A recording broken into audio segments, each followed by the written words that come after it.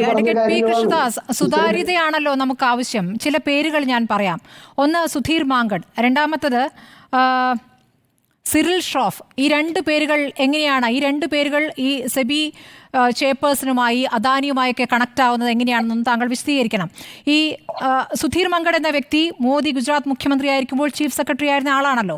മോദി പ്രധാനമന്ത്രിയായ സമയത്ത് റിസർവ് ബാങ്കിന്റെ സെൻട്രൽ ബോർഡിലേക്ക് കേന്ദ്ര സർക്കാർ നോമിനേറ്റ് ചെയ്യുന്നു. പ്രധാനമന്ത്രി തലവനായുള്ള കമ്മിറ്റിയാണ്. പ്രധാനമന്ത്രിയുടെ താല്പര്യത്തിൽ അദ്ദേഹം നിയമിതനാകുന്നു.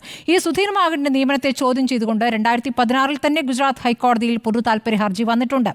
ഗുജറാത്തിലെ ഗിഫ്റ്റ് സിറ്റിയുമായി ബന്ധപ്പെട്ട സാമ്പത്തിക ക്രമക്കേടുകൾ സംബന്ധിച്ച കേസും ഇദ്ദേഹത്തിന്റെ പേരിലുണ്ട്. ഇനി ഈ സുധീർ മാങ്കഡും മാധവി പുരിയും തമ്മിൽ ബന്ധമുണ്ടോ എന്ന് ചോദിച്ചാൽ അവിടെ ഒരു ബന്ധമുണ്ട്. മാധവി പുരിയുടെ ഭർത്താവായ ധാവൽ ബുച്ചിന്റെ കസിനാണ് ഈ സുധീർ മാങ്കഡ്. അപ്പോൾ എങ്ങനെയൊക്കെയാണ് ഈ കണക്ഷൻ പോകുന്നത് നോക്കൂ. ഇനി സിറിൽ ഷ്രോഫ്, സെബിയുടെ കോർപ്പറേറ്റ് ഗവേണൻസ് കമ്മിറ്റിയിലെ 24 അംഗങ്ങളിൽ ഒരാൾ ഗൗതം അദാനിയുടെ മകനായ കരൺ അദാനിയുടെ ഭാര്യ പിതാവ് സിറിൽ ഷ്രോഫാണ്. ഇതെന്താണത്? ഒരു കുടുംബത്തിന്റെ പരിപാടിയാണോ? കുടുംബത്തിന്റെ പരിപാടിയും ഭരണവും നടത്തിയിരുന്നത് കോൺഗ്രസ്സുകാരുടെ ഭരണകാലഘട്ടത്തിൽ. ഇതിന് മറുപടി പറയുന്നേ അല്ല, ഞാൻ പറയട്ടെ. കുടുംബ ഭരണം നടത്തിയിരുന്നതും കുടുംബ ഭരണത്തിന്റെ അടിസ്ഥാനത്തിൽ കാര്യങ്ങൾ നടത്തിയിരുന്നതൊക്കെ കോൺഗ്രസ്സുകാരുടെ ഭരണകാലഘട്ടത്തിലാണ്.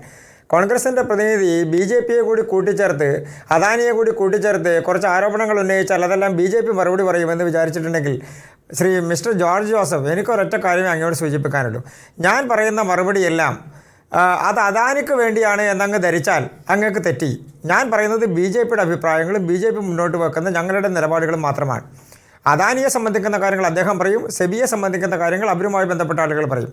കോൺഗ്രസിൻ്റെ പ്രതിനിധി പറയുന്നത് അദാനിയെ കാണുമ്പോൾ BJPയുടെ പ്രധാനമന്ത്രിയെ സംബന്ധിച്ച് അദ്ദേഹത്തിന് എന്തോ സംഭവിച്ചിരിക്കുന്നു എന്നാണ്. അത് പഴയ കാലഘട്ടത്തിലെ കോൺഗ്രസിൻ്റെ പ്രധാനമന്ത്രിമാർ അവരുടെ മേലാളന്മാരായിരുന്ന ആളുകളോട് എങ്ങനെയാണ് പെരുമാറിയിരുന്നത്, അവരെങ്ങനെയാണ് ഇവരെ പ്രധാനമന്ത്രിമാരെ കണ്ടിരുന്നത് എന്നുള്ളത് നമ്മൾ കണ്ടിട്ടുള്ള ചരിത്രമാണല്ലോ. എങ്ങനെയാണ് അവരെല്ലാം, അവരുടെ നിലപാടുകൾ എന്തായിരുന്നു എന്നുള്ളത്. അതൊക്കെ അവിടെ നിൽക്കട്ടെ. അത് ഞാൻ ആരെയും വ്യക്തിഗത ചെയ്യാനോ ആരെങ്കിലുമായി ബന്ധപ്പെട്ട എന്തെങ്കിലും കാര്യങ്ങൾ പറയാനോ ഞാൻ ഉദ്ദേശിക്കുന്നില്ല. നമുക്ക് സത്യസന്ധമായി നമ്മുടെ ആത്മാർത്ഥമായിട്ടുള്ള നമ്മുടെ നിലപാടുകളുമായി ബന്ധപ്പെട്ടുകൊണ്ട്, നമ്മുടെ മാർക്കറ്റുമായി ബന്ധപ്പെട്ടുകൊണ്ടുള്ള കാര്യങ്ങളൊക്കെ പരിശോധിച്ചാൽ രാഷ്ട്രീയ ആരോപണങ്ങൾ അവിടെ നിൽക്കട്ടെ. സെബിയുമായി ബന്ധപ്പെട്ടൊരു ആരോപണമുണ്ടാകുന്നു. ഇന്നലെയല്ലേ ഒരു ആരോപണം പുറത്തു വന്നിട്ടുള്ളൂ. ഇതിനു മുൻപ് പുറത്തു വന്നുള്ള മാർച്ചിലെയും അതിനു മുൻപ് ജാനുവരിയിലും എല്ലാം പുറത്തു വന്ന ആരോപണങ്ങൾ അത് അന്വേഷിച്ചപ്പോൾ ബഹുമാനപ്പെട്ട സുപ്രീം കോടതി അടക്കമുള്ള സംവിധാനങ്ങൾ ഇത് പരിശോധിച്ച് അതിൽ കഴമ്പില്ല എന്ന് കണ്ടെത്തി സെബിയെ തന്നെ വീണ്ടും ചുമതലപ്പെടുത്തി. സെബി ഹിൻഡൻബർഗിന് ഒരു നോട്ടീസ് കൊടുത്തിട്ടുണ്ടല്ലോ മിസ്റ്റർ ജോർജ് ജോസഫ്, അങ്ങ് കണ്ടിട്ടില്ലേ? അങ്ങക്ക് അറിയില്ലേ അതിനെ സംബന്ധിച്ച്? എന്തുകൊണ്ടാണ് അതിനെ സംബന്ധിച്ച് ഹിൻഡൻബർഗ് ഒരു മറുപടി പറയാത്തത്? ഹിൻഡൻബർഗ് സെബിയുടെ ചെയർപേഴ്സണെതിരെയാണ് ആരോപണം. ഞാൻ അത് മനസ്സിലാക്കിക്കൊണ്ടാണല്ലോ ഞാൻ പറയുന്നത്. ഞാൻ അതിനെക്കുറിച്ചല്ല, അത് മനസ്സിലാക്കാതെയാണ് ഞാൻ സംസാരിക്കുന്നതെന്നാണോ സ്മൃതി ധരിച്ചിരിക്കുന്നത്? സെബിയുടെ ചെയർപേഴ്സണെതിരെ ഒരു ആരോപണം ഉന്നയിക്കുമ്പോൾ അതിൻ്റെ കാരണം എന്താണെന്ന് കൂടി നമ്മൾ മനസ്സിലാക്കണ്ടേ? സെബി നേരത്തെ അന്വേഷണം നടത്തി. അത് ആരെക്കുറിച്ചുമാകട്ടെ, അദാനിയെക്കുറിച്ചാവട്ടെ, മറ്റൊരാളെക്കുറിച്ചാവട്ടെ, ഈ ചർച്ചയിലിരിക്കുന്ന ആളുകളെക്കുറിച്ചാവട്ടെ, ആരെക്കുറിച്ചുമാകട്ടെ, ഉയർന്നു വന്നിട്ടുള്ള ഒരു ആരോപണം അന്വേഷണം നടത്തി സെബി അതിൻ്റെ റിപ്പോർട്ട് സുപ്രീം കോടതിക്ക് കൈമാറി. അതല്ലെങ്കിൽ അത് പരിശോധിക്കപ്പെട്ടു. അതിനുശേഷം ശ്രീ ജോർജ് ജോസഫിനെ പോലുള്ള ആളുകൾ പറയുകയാണ് സുപ്രീം കോടതി എന്ത് പരിശോധിച്ചു, സുപ്രീം കോടതി അതിൽ എന്ത് കണ്ടെത്തി, ഒന്നും കണ്ടെത്തിയിട്ടില്ല. ഈ തരത്തിലാണോ നമ്മൾ നമ്മുടെ നീതിന്യായ സംവിധാനത്തിലെ പരിശോധനയ്ക്ക് ശേഷം ഉണ്ടായിട്ടുള്ള റിപ്പോർട്ടിനെ കാണേണ്ടത്? അങ്ങനെയാണോ അതിൻ്റെ വിവക്ഷ ഉണ്ടാകേണ്ടത്? ഇനി അതും നിൽക്കട്ടെ. ഇനി ഗുജറാത്തിലെ സംഭവത്തെക്കുറിച്ച് കൂട്ടിയിണക്കിക്കൊണ്ട് സ്മൃതി എന്നോടൊരു ചോദ്യം ചോദിച്ചല്ലോ. നമ്മുടെ രാജ്യത്ത് ഒരു ഭരണ സംവിധാനം ഉണ്ടായാലും ഇല്ലെങ്കിലും ആർക്ക് വേണമെങ്കിലും ജനാധിപത്യപരമായി ഏത് സംവിധാനത്തിൻ്റെയും ഭാഗമാകാമല്ലോ. അതാണല്ലോ നമ്മുടെ രാജ്യത്തിൻ്റെ ഏറ്റവും വലിയ സൗന്ദര്യമെന്ന് പറയുന്നത്. സെബിയിലേക്ക് എങ്ങനെ ഒരാൾ വന്നു? സ്വകാര്യ മേഖലയിൽ നിന്ന് വരുന്ന ആളുകൾ അടക്കമുള്ള ആളുകൾ, അവർ ബിസിനസ് ചെയ്യുന്ന സംവിധാനങ്ങളിലിരിക്കുന്ന ആളുകൾ, ആ തരത്തിൽ നിലനിൽക്കുന്ന സംവിധാനങ്ങൾ, ഇതെല്ലാം കൂടിച്ചേർന്നാണ് നമ്മുടെ ജനാധിപത്യ സംവിധാനം എന്ന് പറയുന്നത്. അതുമായി ബന്ധപ്പെട്ടുകൊണ്ടുള്ള സംവിധാനങ്ങളാണ് നമ്മുടെ രാജ്യത്ത് നിലനിൽക്കുന്നത്. ഒരാളുടെ ബന്ധുവാണ് എന്നുള്ളത് കൊണ്ട് നമ്മുടെ രാജ്യത്ത് ഒരു കാര്യത്തിൽ വരാൻ പാടില്ല, നിയമിക്കപ്പെടാൻ പാടില്ല, ഉണ്ടാകാൻ പാടില്ല എന്നൊക്കെ നമുക്ക് ശഠിക്കാൻ കഴിയുമോ? അതൊക്കെ ഒരു സംവിധാനത്തിൻ്റെ ഭാഗമാണ്, ഒരു നിലപാടിൻ്റെ ഭാഗമാണ്, അതല്ലെങ്കിൽ ഒരു സംവിധാനം മുന്നോട്ട് കൊണ്ടുപോകുന്നതിൻ്റെ ഭാഗമാണ്. അതിൽ വ്യക്തിപരമായോ അതിൽ ഏതെങ്കിലും രാഷ്ട്രീയപരമായോ നിലപാടുകളുണ്ട് എന്ന് വിശ്വസിക്കുന്ന ഒരാളല്ല ഞാൻ. മറ്റൊന്ന്, സെബിയെ സംബന്ധിച്ച്, നമ്മുടെ മാർക്കറ്റിലുള്ള ഇടപെടലുകളെ സംബന്ധിച്ച് ശ്രീ ജോർജ് ജോസഫിനെ പോലുള്ള ആളുകൾ, സാമ്പത്തിക വിദഗ്ധന്മാർ ഒരു കാര്യത്തെ കാണുമ്പോൾ അതിൻ്റെ രാഷ്ട്രീയത്തെ മാറ്റിവെച്ചുകൊണ്ട് അതിൻ്റെ വസ്തുതകളെക്കുറിച്ച് മാത്രം സംസാരിക്കണമെന്ന അഭിപ്രായമാണ് എനിക്കുള്ളത്. അതിൻ്റെ പ്രധാനപ്പെട്ട കാരണം, അമേരിക്കയിൽ ഇരിക്കുന്ന ഒരു സ്ഥാപനത്തിന് ഇന്ത്യയിലെ മാർക്കറ്റിൽ ഇടപെട്ടാൽ എന്താണ് അവർക്ക് ലാഭമുള്ള? മിസ്റ്റർ ജോർജ്, അവരുടെ ഏറ്റവും വലിയ ലാഭം എന്ന് പറയുന്നത് നമ്മുടെ രാജ്യത്ത് മാത്രമല്ല, അമേരിക്കയിലും ചൈനയിലും അടക്കമുള്ള സ്ഥാപനങ്ങളിൽ അവർ നടത്തുന്ന ഇടപെടലുകളിൽ ഉണ്ടാകുന്ന ഓഹരികളിലെ വിലയിടിവിൽ ഉണ്ടാകുന്ന ലാഭമാണ്.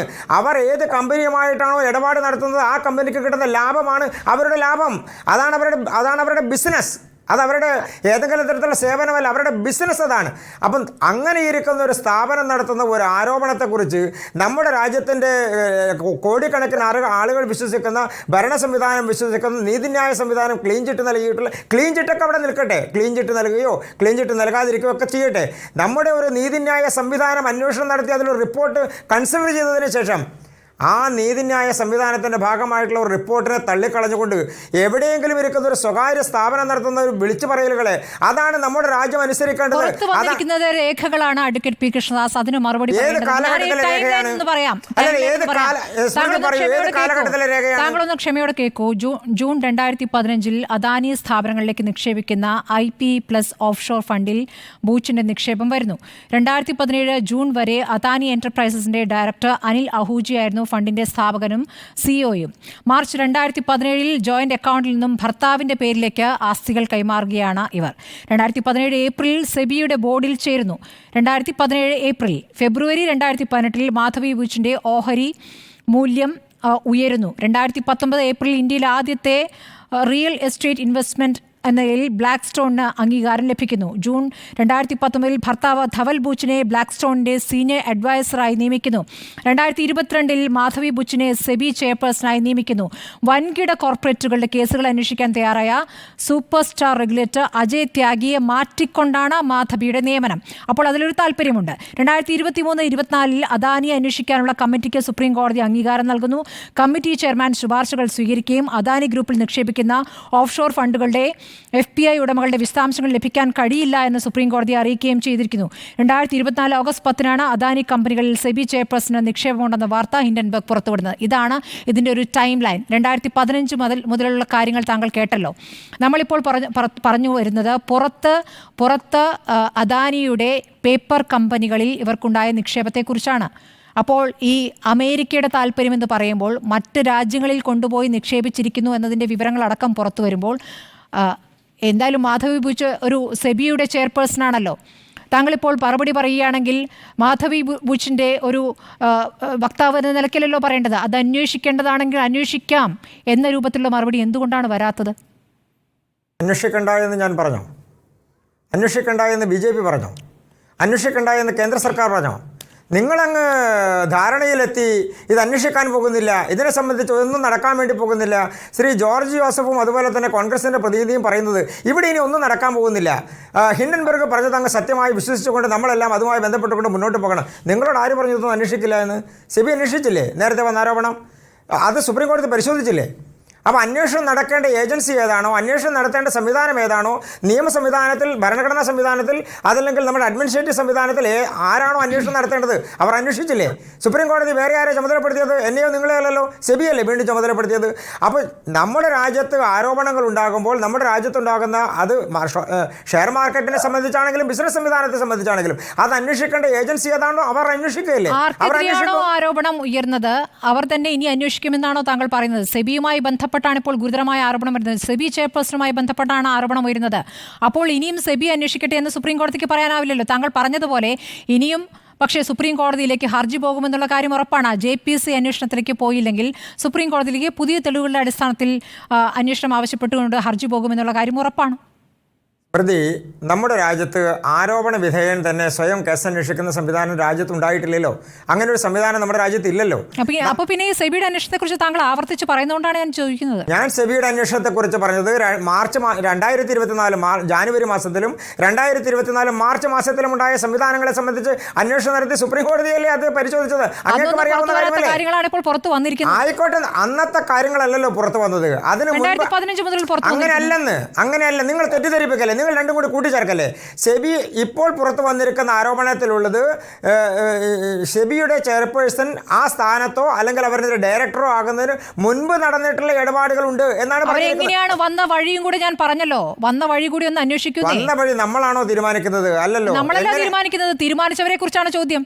അങ്ങനെയല്ല, അങ്ങനെ ആരെങ്കിലും പ്രത്യേകമായ ഏതെങ്കിലും താല്പര്യം എടുത്തുകൊണ്ടാണോ തീരുമാനിച്ചിട്ടുള്ളത്? അതല്ലേ ഞാൻ നേരത്തെ പറഞ്ഞ പേര്. ഞാനോ സ്മൃതിയോ? സുധീർ മങ്കഡ്. ആരാണ് ഈ സുധീർ മങ്കഡ്? സുധീർ മങ്കഡിന്റെ താല്പര്യം എന്താണ്? സുധീർ മങ്കഡും മാധവി ഭൂഷൺ തമ്മിലുള്ള ബന്ധം എന്താണ്? പ്രതി, ഇതുമായി ബന്ധപ്പെട്ടുകൊണ്ട് ഞാൻ തിരിച്ചു ചോദിച്ചല്ലോ ഒരു ചോദ്യം. അതിനെന്താ നിങ്ങൾക്ക് ഉത്തരമില്ലാത്തത്? ഈ ചർച്ചയിലിരിക്കുന്ന മാന്യദേഹങ്ങൾക്ക് എന്താ ഉത്തരമില്ലാത്തത്? സെബി കൊടുത്തിട്ടുണ്ടല്ലോ ഹിൻഡൻബർഗിന് ഒരു നോട്ടീസ്. അതിലെന്തായിരുന്നു അവരുടെ മറുപടി? എന്തെങ്കിലും മറുപടി ഉണ്ടോ? അതുമായി ബന്ധപ്പെട്ടുകൊണ്ട് എന്താ അവരുടെ നിലപാട്? അതിലെന്തെങ്കിലും നിലപാടുണ്ടോ? നമ്മുടെ രാജ്യത്തിൻ്റെ സംവിധാനത്തിലേക്ക് കടന്നു കയറിക്കൊണ്ട് നമ്മുടെ രാജ്യത്തിൻ്റെ മാർക്കറ്റിനെ തകർക്കാൻ വേണ്ടി ശ്രമം നടത്തിയതിൽ, അവർ നടത്തിയിട്ടുള്ള കള്ളക്കളികളിൽ, അവരുടെ ബിസിനസ് വളർത്താൻ വേണ്ടി അവർ നടത്തുന്ന ശ്രമങ്ങളിൽ ഓഹരി നിക്ഷേപകരെയാണ്. ഓഹരി നിക്ഷേപകർക്കാണ് വ്യക്തമായ മറുപടി നൽകേണ്ടത്. ഇതിപ്പോൾ ആരോപണം എവിടെ നിന്നെങ്കിലും ഉയരട്ടെ, ആ ആരോപണം എന്ന് പറയുന്നത് വെറുതെ വായിൽ തോന്നി വിളിച്ചു പറയല്ല, രേഖകൾ സഹിതമാണ് അവർ പുറത്തുവിട്ടിരിക്കുന്ന വിവരങ്ങൾ. ആ രേഖകൾക്കാണ് കൃത്യമായ മറുപടി വേണ്ടത്. ഇപ്പോൾ അതാ സെബി നിഷേധിച്ചു എന്നുള്ള വാർത്ത വരുന്നുണ്ട്. സെബി ആരോപണങ്ങൾ നിഷേധിച്ചിരിക്കുന്നു. വെറുതെ നിഷേധിച്ചുകൊണ്ട് എന്ത് കാര്യം? മറുപടി പറയട്ടെ. ചെയർപേഴ്സണെതിരായ ആരോപണത്തിൽ ചെയർപേഴ്സൺ മൗനം പാലിക്കുകയാണ്. ഇങ്ങനെയല്ലല്ലോ മറുപടി. അങ്ങനെയല്ലല്ലോ, അതങ്ങനെയല്ലല്ലോ സാഹചര്യം. സ്മൃതി നേരത്തെ വായിച്ച ലിസ്റ്റുകളുണ്ടല്ലോ, ആ ലിസ്റ്റിനകത്ത് സ്മൃതി തന്നെ പരിശോധിക്ക്. അവർ സെബിയുടെ ഏതെങ്കിലും ഒരു ഭാരവാഹി ആയതിനു മുൻപുള്ള കാലഘട്ടത്തിലെ കാര്യങ്ങളെ കുറിച്ചല്ലേ പരാമർശിക്കുന്നത്.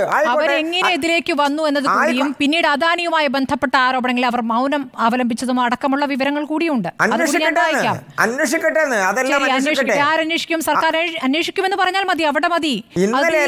ഇന്നലെയല്ലേ ഒരു ആരോപണം എയറിലേക്ക് വന്നിട്ടുള്ളത്? ശരി, അപ്പോൾ ആയിട്ടില്ലല്ലോ. അന്വേഷിക്കുമെന്നാണ് താങ്കൾ പറഞ്ഞതിന്റെ അർത്ഥം. എന്തിനാ തിരക്ക് കൂട്ടുന്നത്? ആവശ്യമില്ല. നമ്മുടെ രാജ്യത്ത് നിയമ സംവിധാനങ്ങൾ ഉണ്ടല്ലോ. അന്വേഷണം നടക്കാതെ പോകുമെന്നാണോ നാം ധരിക്കുന്നത്? അങ്ങനെ ധരിക്കണ്ട. ഇന്ത്യ ഭരിക്കുന്നത് BJP ആണെങ്കിൽ അന്വേഷണം നടക്കും. ഒരു സംശയ കാര്യത്തിനകത്തില്ല. BJP ഭരിക്കുന്ന സമയത്ത് തന്നെയാണ് മറ്റേ ആരോപണം, നേരത്തെ ഉള്ള ആരോപണം വന്നത്. അന്വേഷണം നടന്നില്ലേ? കോടതി പരിശോധിച്ചില്ലേ? അന്വേഷണം നടന്ന് കോടതി പരിശോധിച്ചില്ലേ? സെബിക്ക് വിട്ടു. സെബിയല്ലേ ഒരു അന്വേഷണ ഏജൻസി? നമ്മുടെ രാജ്യത്ത് ഒരു ക്രൈം ഉണ്ടായാൽ അത് അന്വേഷിക്കുന്ന ഏജൻസി പോലീസല്ലേ? എന്നതുപോലെ തന്നെ ഒരു സെക്യൂരിറ്റി സംവിധാനവുമായി ബന്ധപ്പെട്ട്, സെക്യൂരിറ്റി മീൻസ് ഷെയർ മാർക്കറ്റുമായി ബന്ധപ്പെട്ടുകൊണ്ടാകുന്ന ഒരു സംവിധാനം. ആ സംവിധാനത്തെക്കുറിച്ച് അന്വേഷിക്കേണ്ട ആരാണ്? അതിൻ്റെ ബോർഡ് ഏതാണ്? അതിൻ്റെ അന്വേഷണ ഏജൻസി ഏതാണ്? സെബിയാണ്. ആ സെബിയല്ലേ അന്വേഷിക്കുന്നത്. നമ്മുടെ രാജ്യത്തിന്റെ നിയമം അനുസരിച്ചല്ലേ പോകാൻ വേണ്ടി കഴിയും. ആ സെബിയാണ് അദാനിക്ക് ക്ലീൻ ചിറ്റ് നൽകിയിരുന്നത്. ഇപ്പോൾ ആ സെബിയുമായി ബന്ധപ്പെട്ടാണ് പുതിയ ആരോപണം. എനിക്ക് അദാനിക്ക് ക്ലീൻ ചിറ്റ് നൽകിയോ? വേറെ ഇതിങ്ങനെ വട്ടത്തിൽ കറങ്ങിയാണല്ലോ ശ്രീകൃഷ്ണ. ആർക്ക് ക്ലീൻ ചിറ്റ് നൽകി എന്നുള്ളതല്ല സ്മൃതി അതിൽ പ്രശ്നം. അന്വേഷണം നടത്തുന്ന ഏജൻസി അന്വേഷണം നടത്തിയോ? അത് ബഹുമാനപ്പെട്ട കോടതി പരിശോധിച്ചോ? അത്രമാത്രമേ അതിനകത്ത് പ്രശ്നമുള്ളൂ. അറിയേണ്ടത്.